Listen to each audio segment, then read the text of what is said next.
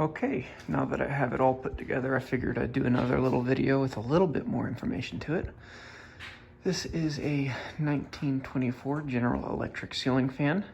This thing is mostly original. The blade paddles I took off of a Hunter original, and the lampshades I ordered online, but everything else to the fan is original. It's in great working condition. There is some bearing noise that I've noticed. It's not loud enough for me to be bothered, and it still spins free, so I'm not too concerned. Original snap switch, the original light fixtures, and all of them, as you can see, work. Original down rod and canopy. And it does in fact work. I got this from a gentleman in Arkansas. I made a 22-hour trip of it. You may notice some slight buzzing, and that's coming from one of the light fixtures. The screws were old and don't quite sit perfectly.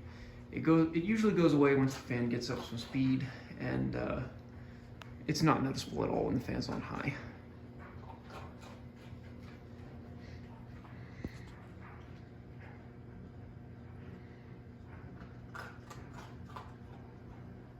You might be able to hear that bearing noise just a little bit.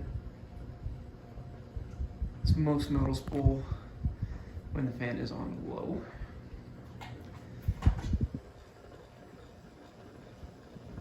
And it does have some electric noise. It does have the original speed coil, so it makes a little bit of a buzzing sound.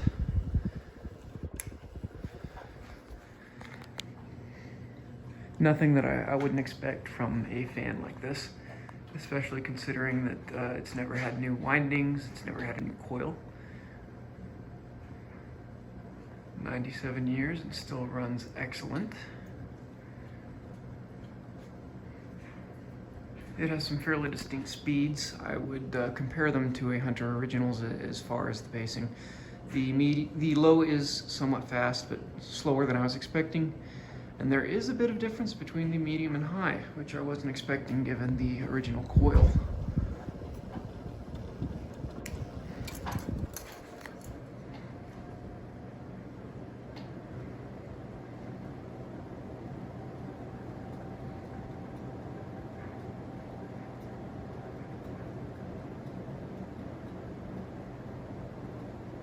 It's a great fan.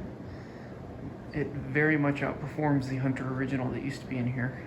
I swear you feel the temperature drop after this thing's been running for a little bit.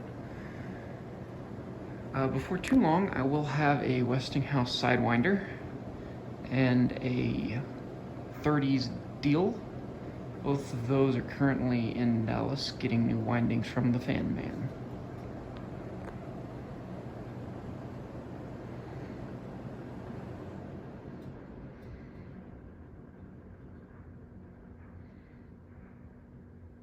And even on high, this thing has a slow wind up. It only torques like that when you shut it off from high.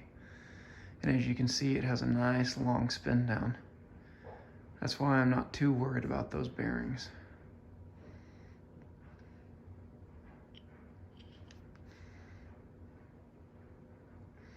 It's a great fan, and I very much intend to replace every ceiling fan in my house with a pre-50s fan, preferably pre-30s. But we'll see how that works out. They aren't exactly cheap.